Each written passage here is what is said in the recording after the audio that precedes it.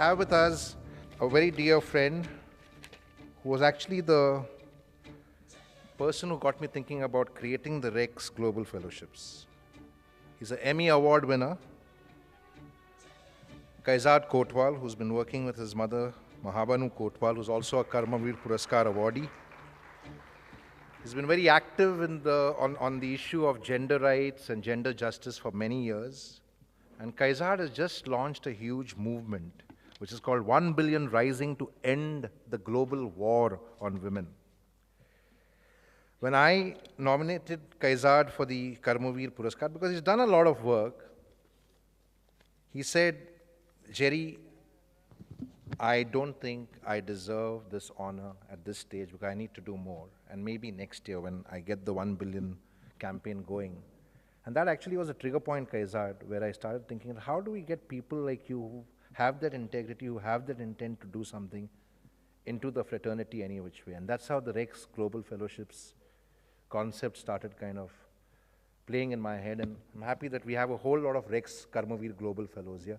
Kaizad Kotwal, playwright, actor, wears multiple hats. He's going to speak about his concept, the idea, 1 billion rising to end the global war on women.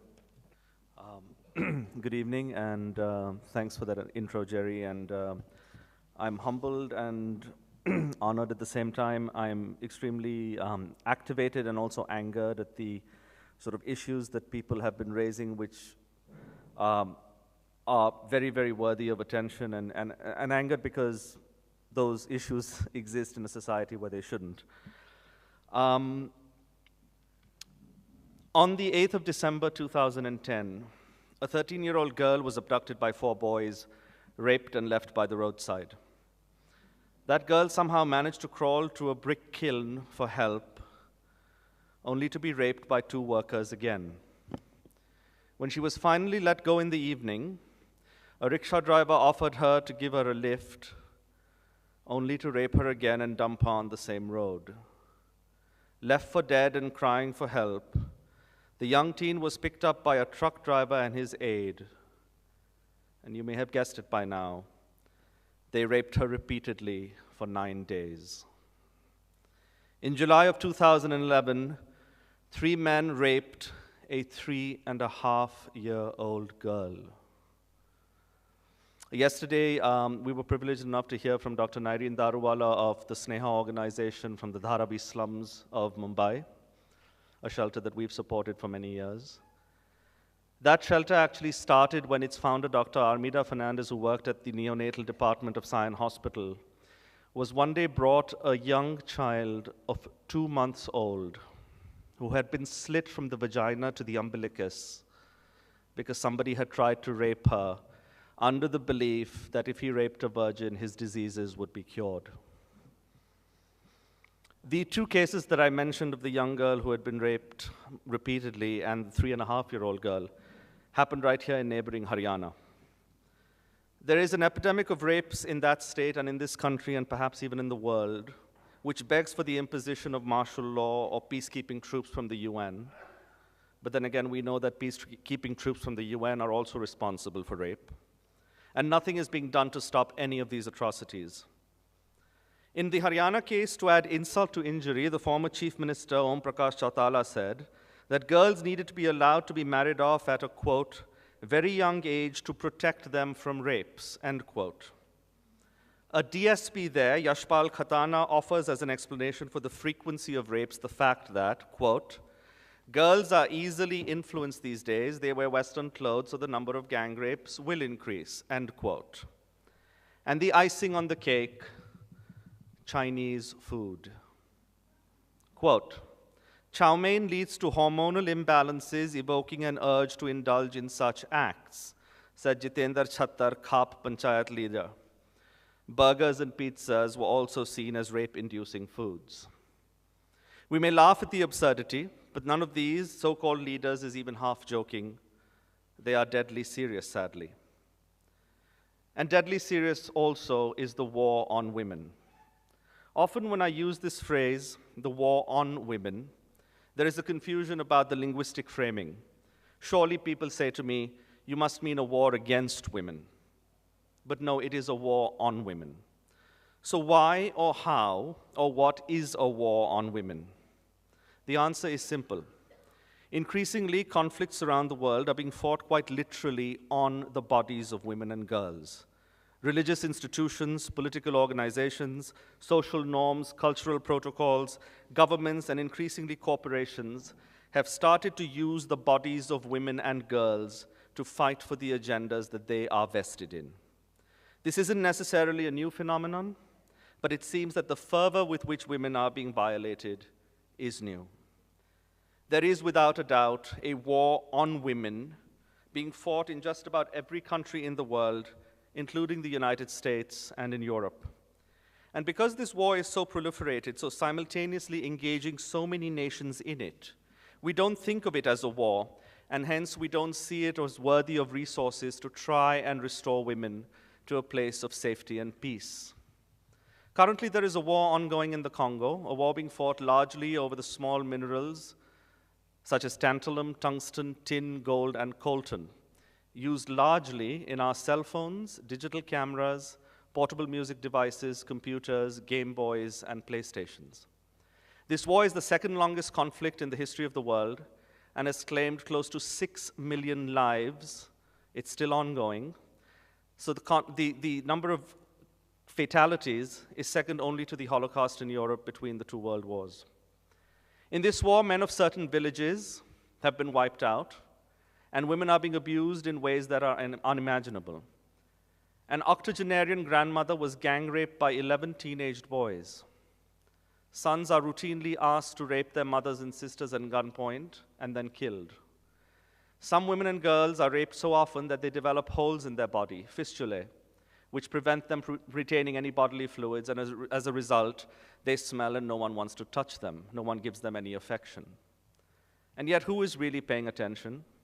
Where is the Indian media's reportage on this? Why are we not demanding conflict-free telephones in this nation, with the second largest telephony in the world? And when will this war truly end? Even in the US, in the most recent presidential election, the Republican Party was on an unprecedented rampage to take women's rights and reproductive and other rights back to the 50s. Not the 1950s, but perhaps the 1750s. So as you look around the world today, what we find is, sadly, that not only are the rates of violence against women and girls not going down, they're in fact exponentially on the rise.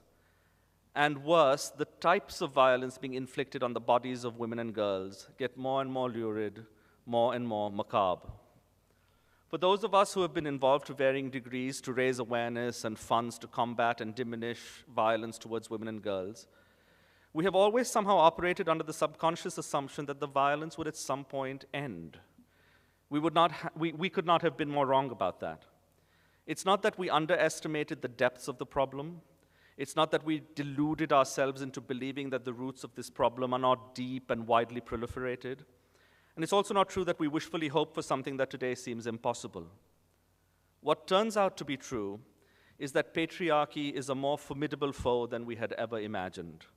What has become super evident is that even as women have gained in some areas, in some parts of the world, patriarchy has only become stronger and stronger, aided, I might add, magnificently by the all-consuming corporate structures that have taken over almost every single aspect of our lives.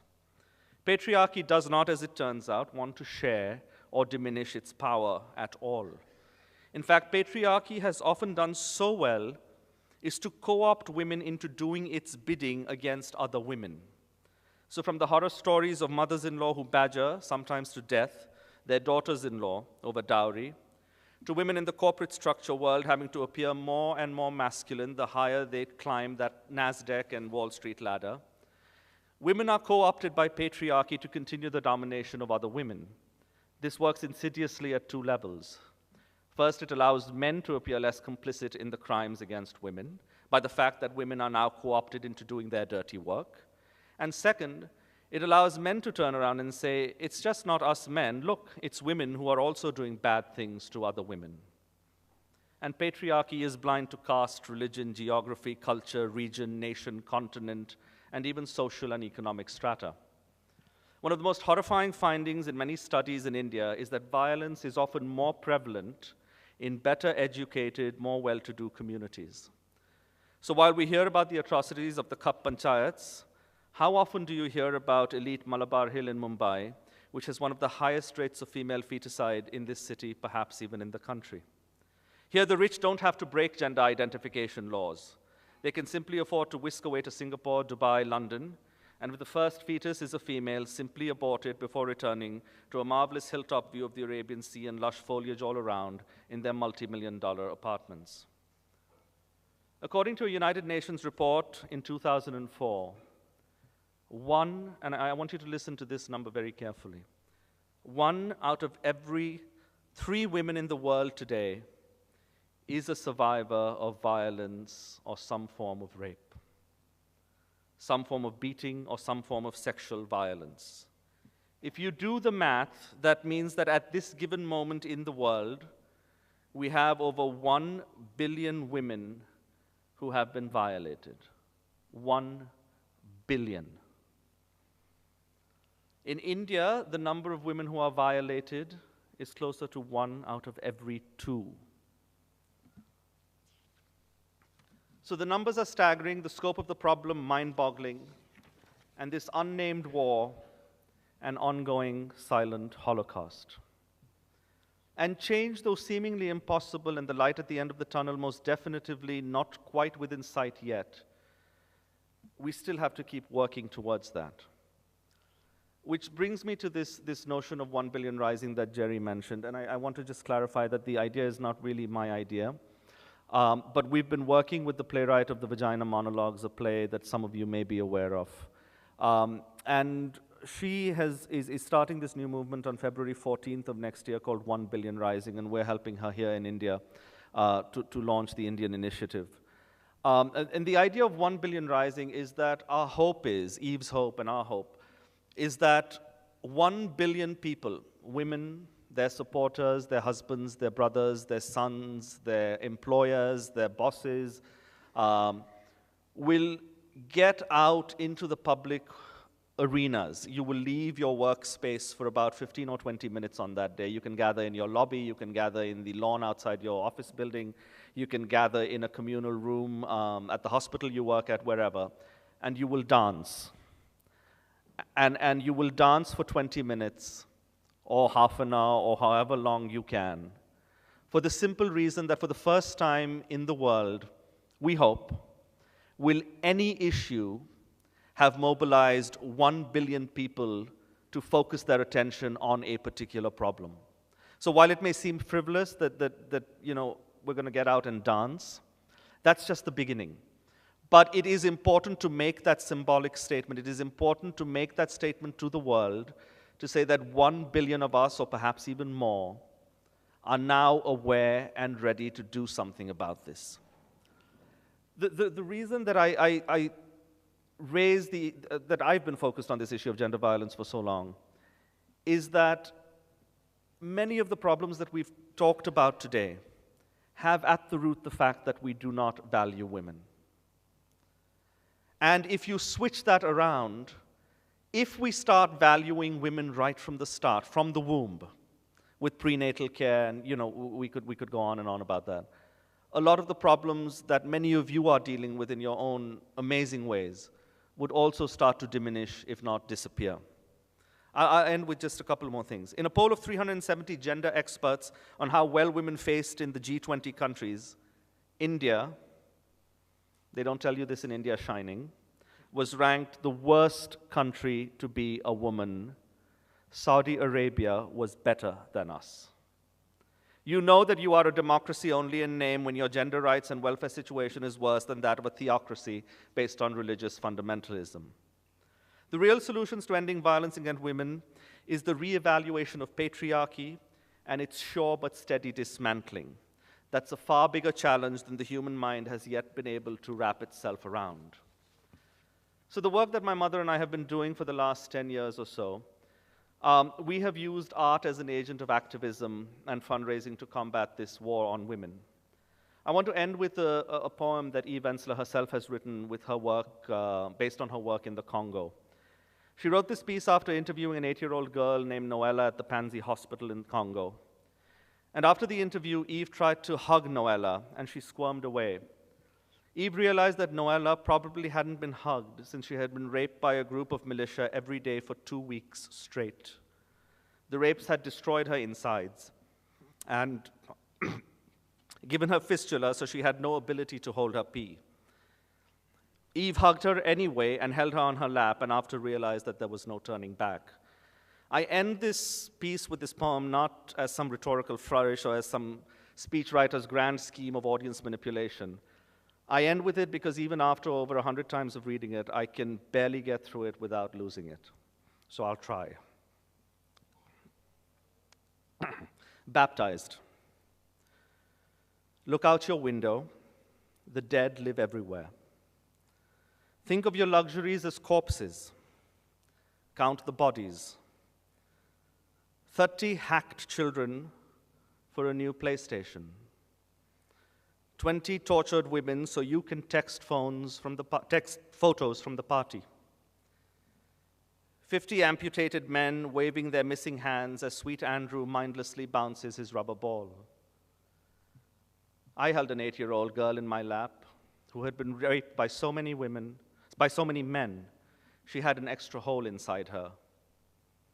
When she accidentally peed on me, I was baptized. It isn't over there, the Congo. It's inside everything you do and touch, or do not do. Thank you.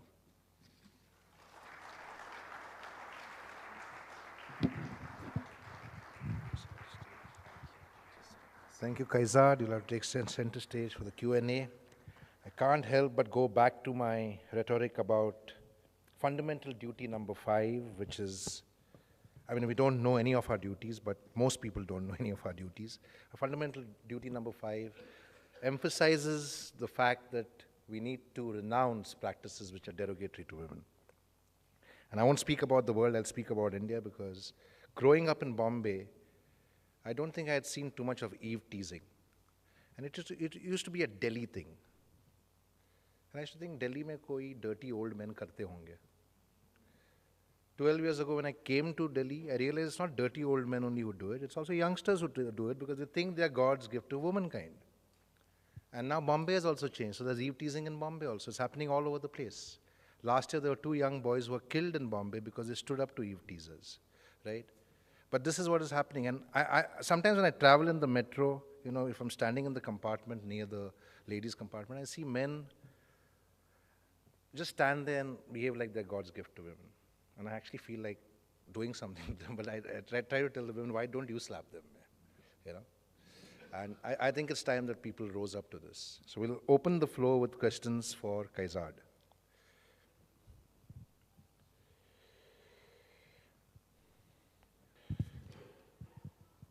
Just make it brief, less than 1 minute. Thank you very much for this very enlightening speech, because we are joining this 1 billion, and we have already started it from 25th of November, International Anti-Women's Violence Day, with 16 days activism and campaigning with a Padyatra on this. I just want to, it's a statement or a question, I don't know, but I'm so moved about this because we are very intensively working on violence against women, that it's true that patriarchy is behind this. But it's so surprising that even those educated people, they also today in this meeting also, in this workshop also, we have heard when the gender issue came, that women are blamed for killing the fetus inside the womb. So I think we really need to look into ourselves and see that why do we say that woman is against woman, That proverb is so common and it hits back on us, which is said in Hindi, "Mahila hi mahila ki dushman hoti hai." And we have been fighting that. And I am feeling so happy that you as a man, I'm sorry, a male, speaking on this issue so passionately, because patriarchy and the patriarchal mindset is so pakka with that RCC cement, I don't know which cement, that it is so inside us. And I feel behind all this is the religion.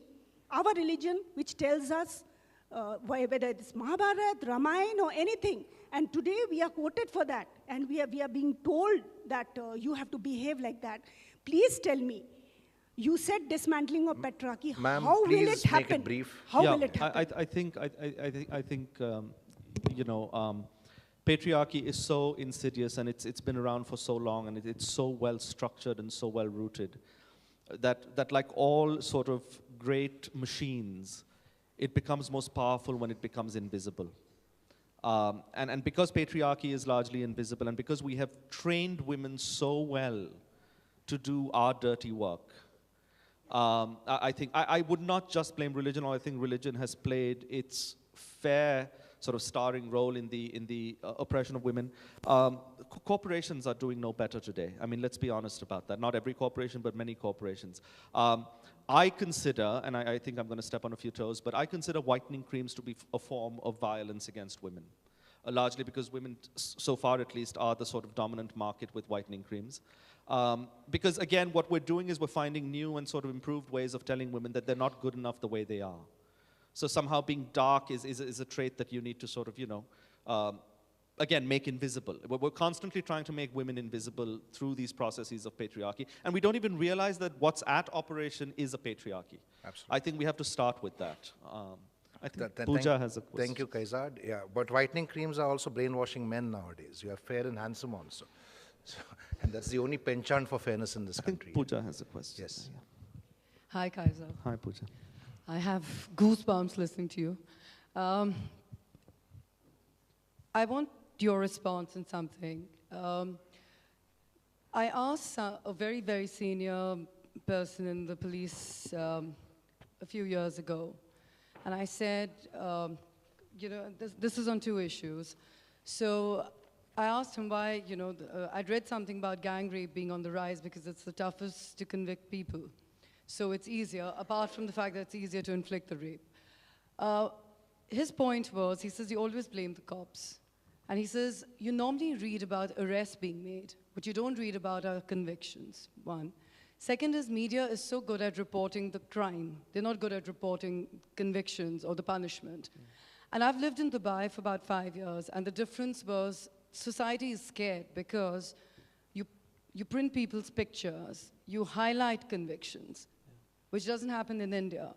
Now, if there was a larger movement by the media to really go after people who've been, even Ruben and Keegan, I mean, we all remember how they were murdered and the hype that was there and the protests. How many of us really know what happened to those guys? So is it as difficult as we really make it out to be? Don't we just need 2, 3 very, very strong sound examples of fast-track court justice done in, say, 15 days, 20 days, comes on the front page, and maybe we'd see a change? It's not as tough as we make it sound? I think that's part of it, and I certainly don't want to make every man and every cop and every lawyer, judge sound culpable in this. The issue, however, is, and I'll give you just a very quick example of a case. We helped a young girl in Bangalore who had been the victim of an acid attack by her boss, whose advances she had refused. He was eventually, after a lot of trouble, was eventually sort of brought into the trial system and even convicted and even imprisoned. But in 7.5 years, he was walking free, while that young woman is blind for life, will, no matter how many plastic surgeries she has, will never look the way she did prior to the attack. There's a case in Mumbai right now at the KEM hospital of nurse Aruna Shanbag, who in 1973 was raped by a ward boy, and she still lies there in a vegetative state. Some 60, almost approaching some 50-some years. And the guy who, the ward boy who molested her, was sort of punished, and then again, 7.5 years, he was let out. So I think the reforms that are needed are sort of comprehensive. Social, legislative, religious, and that's why this problem has its roots in a lot of other things. So I think if we start to address the issue of women, we'll see a lot of these things sort of at least start to fade away, if not, hopefully disappear. Thank you, Kaizad. We'll take one more question. Okay, Titiya, you shall have the last question. Just a quick response to what you were saying. And the reason that these stories don't stick in the media and kind of, slide into oblivion so quickly is because all media in our country is from the male gaze. And men don't want to know about rapists and women who are raped and what happened and the tragedy associated with it. So it's also about changing the way that the media, everything in the media, be it, cinema, music videos, everything is reported from and to, from a oh, no, absolutely not. It is a male gaze, absolutely. The way that you see television in our country is from a male gaze. There's no denying that. And that's why stories like this would not stick. Yeah, I would sort of largely agree with that. Even Ekta Kapoor looks at women from a patriarchal male point of view. Absolutely. She is not looking at them because what sells is that patriarchal view of women. Yeah, because I agree. I mean, the entire media, even IPL today, is less of sport and more of sleaze. Absolutely. Thank you. Absolutely. Yeah. And I have a dear friend who made a movie called Cocktail this past year. And I have never seen a more regressive portrayal of women on the modern screen in a long, long time. Yeah. And so, but I don't think they even intentionally did that. They just thought this is great entertainment and this will sell. So that dismantling, again, coming back to what you were saying. Absolutely. So, it is going to take, and also, to address this lady who asked the previous question, was that you'll be able to, it is going to take a long time to dismantle patriarchies because it is the only system that we've known. We have never existed. Our civilization has never existed without being sort of, propped up. There have been exceptions, but you're largely correct, no, yes. In our country, in our culture. Sure. Yeah. Secondly, I think the other question that I had was that, you spoke really beautifully about this culture of shaming of women, where if you get raped, it's your fault. If there's domestic violence, it's the woman who has to kind of keep the honor of the family and keep quiet. And it's so much easier to communicate it to an urban audience, using theater and so many other means. How do you communicate this how do you change this? How do you break this cycle in a more, in small towns and in rural settings? It's very difficult, and if you, yesterday Dr. Naireen Daruwala, who spoke about that, not just the rural, but even in the sort of urban poor slum, the ideas are so deeply entrenched and socialized. I mean, when somebody rapes a young child of 2 months because they think they're going to get cured of their disease, where do you begin? Do you begin with psychology and counseling? And brutal punishment is where you well, yeah, of course you begin with punishment. Of course you begin. This has to be but dealt with the godmen. Sorry, everybody. But the corporations are no better today. I mean, what are the one of the things, and this contradicts a little what Jerry said yesterday, one of the things that I'm not capable of counseling women who've been abused. I'm not capable of nursing them back to health. So one of the things that we've decided to do is that we can use our art to raise awareness and to raise funds. And I cannot tell you how futile sometimes an exercise it is trying to convince corporations to pay attention to this, both with their actions and their money. They would much rather give 25 lakhs for a fashion show where, they get to hobnob with hot models than they would to sort of some meaningful art, and not just mine, I'm not talking about but anything that really wants to sort of combat these issues. So I know that the issue will not be solved in my lifetime, and I think I still have a few good years to live. But we have to start somewhere. We just absolutely have to start somewhere. Yes, thank you. Thank you so much. Yeah.